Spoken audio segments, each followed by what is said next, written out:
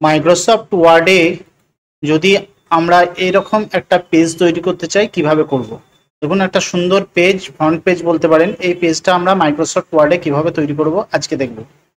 প্রথমে দেখুন আমরা চলে যাব ওয়ার্ডে, মাইক্রোসফট অফিস ওয়ার্ডে চলে যাব। ওয়ার্ড 2013 এখানে ক্লিক করলাম। ক্লিক কর এখানে ব্ল্যাঙ্ক ডকুমেন্টসে ক্লিক করলাম। ক্লিক করার পর এখানে পেজ লেআউটে চলে যাব। পেজ লেআউটে আসার পর দেখুন সাইজ নিয়ে নেব A4। এখানে ক্লিক করার পর আমরা A4 পেজ নেব, A4। এরপরে চলে আসবো ইনসার্টে ক্লিক করার পর এখানে শেপে ক্লিক করে নেব। দেখুন এখানে রেক্ট্যাঙ্গেলস একটা শেপ আমরা এখানে নিয়ে নেব। এটা শেপ নিয়ে নিলাম। শেপ নেওয়ার পর দেখুন এই পয়েন্ট ধরে আমরা শেপটাকে একটা সাইড করে নিতে পারবো।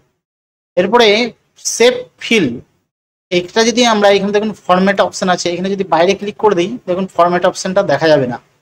যদি এই শেপটার উপর ক্লিক করি তাহলে দেখুন ফরম্যাট অপশনটা আবার চলে আসবে, অর্থাৎ এই শেপের যে কাজগুলো সেগুলো এখানে প্রদর্শিত হবে। আমি যদি বাইরে ক্লিক করে দিই আর দেখুন ফরম্যাটটা থাকবে না, অর্থাৎ এখানে ক্লিক করলে ফরম্যাট অপশনটা দেখা যাবে। এবার ফরম্যাটে ক্লিক করলাম, এখান থেকে আমি কালার চেঞ্জ করতে পারবো, যেমন খুশি এখান থেকে কালার আমরা নিতে পারবো। আমরা এটাই রাখবো, যেহেতু আমরা এটা ক্লিক করলাম। ক্লিক করার পর এই শেপটার উপর আসবো, মাউসটা রাইট ক্লিক করবো। রাইট ক্লিক করার পর দেখুন এখানে এডিট পয়েন্টস বলে একটা অপশন আছে, এই যে এডিট পয়েন্টস, এখানটাতে ক্লিক করলাম। ক্লিক করার পর দেখুন চার কোণে চারটে ব্ল্যাক ডট চলে এসেছে, এই একটা ডট, এই একটা ডট, এই একটা ডট, এই একটা ডট।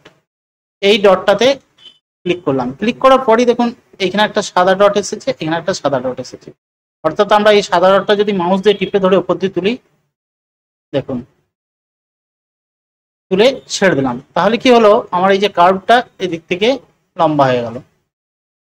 এরপরে এটাকে যদি আমরা সরাতে চাই এইভাবে দেখুন সরে আসবে। তো ঠিক সেটিং করে নেবো এইভাবে। সেটিং করার পর আমরা কন্ট্রোল ডি দাবাবো। কন্ট্রোল ডি, কিবোর্ডে কন্ট্রোল ডি দাবালে দেখুন ডুপ্লিকেট আর একটা চলে এসেছে, এখানে ডুপ্লিকেট চলে এসেছে। ডুপ্লিকেট আসার পর আমরা এই শেপ থেকে অন্য একটা কালার আমরা এখানে চুজ করব। ধরুন আমি এই কালারটা চুজ করলাম, ক্লিক করলাম। এরপরে এটাকে যদি আমি টেনে এখানে তুলতে চাই দেখুন যাবে না, এটার উপরে রাইট ক্লিক করতে হবে মাউস দিয়ে। রাইট ক্লিক করার পর সেন্ড টু ব্যাক বলে অপশন আছে, এখানে ক্লিক করে দেবো, সেন্ড টু ব্যাক ক্লিক করে দিলাম। ক্লিক করার পর দেখুন এবার এটা যদি তুলি দেখুন ওটা পিছনে চলে গেল, একটা সুন্দর জায়গায় একটা সুন্দর একটা বর্ডার আমার এখানে চলে এলো। তাহলে আমরা দুটো শেপকে আমরা এইভাবে লাগালাম। লাগানোর পর এই যে উপরের শেপটা আর নিচের শেপটা সিলেক্ট করবো, কিবোর্ডে শিফট টিপে ধরবো, উপরেরটাকে ক্লিক করলাম, নিচেরটাকে ক্লিক করলাম, দুটোই সেভ হয়ে গেল। কিবোর্ডে শিফট দিয়ে ক্লিক করলেই দুটো সিলেক্ট। এবার কন্ট্রোল ডি দাবালে দেখুন এর ডুপ্লিকেট আর একটা তৈরি হয়ে গেল। প্রথমে কন্ট্রোল শিফট করে দুটোকে সিলেক্ট করলাম এবং কন্ট্রোল ডি করার পর দেখুন এটা ডুপ্লিকেট চলে এলো। এরপরে আমরা এই যে এই অংশটা আছে, এই অংশটাকে যদি এইভাবে ঘোরাই দেখুন ঘুরে যাবে, এই যে ঘুরে গেল। ঘুরে যাওয়ার পর এটাকে একটু অ্যাডজাস্ট করে নেন। এবার এটাকে আমরা নিচের দিকে নিয়ে চলে এলাম, একদম পেজের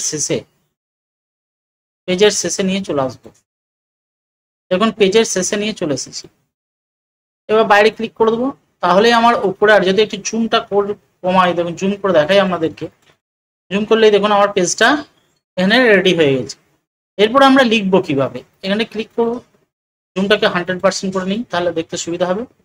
এরপরে এখানে যদি আমরা ক্লিক করি দেখুন এখানে রাইট ক্লিক করে অ্যাড টেক্সট, এই যে অ্যাড টেক্সট বলে অপশন আছে, এখানটা ক্লিক করলেই আমরা এখানটাতে লিখতে পারবো। এখানে আমরা ধরুন টাইপ করছি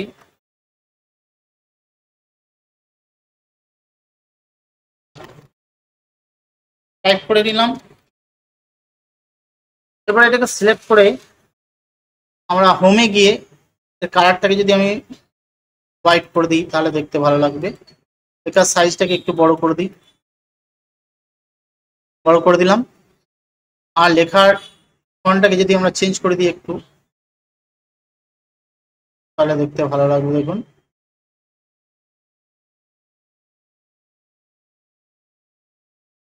আমরা লেখার ধরনটাকে চেঞ্জ করে দিলাম।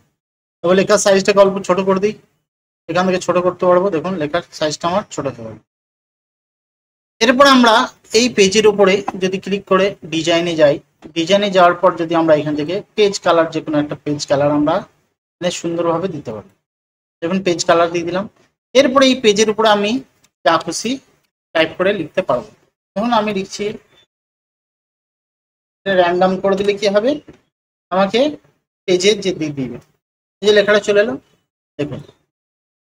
এরপরে যদি আমরা এটাকে জুম কম করি, মানে জুমটাকে জুম করে দিই, কম করি না জুমটাকে করি, তাহলে দেখুন পেজটাকে ঠিক এরকম দেখাবে।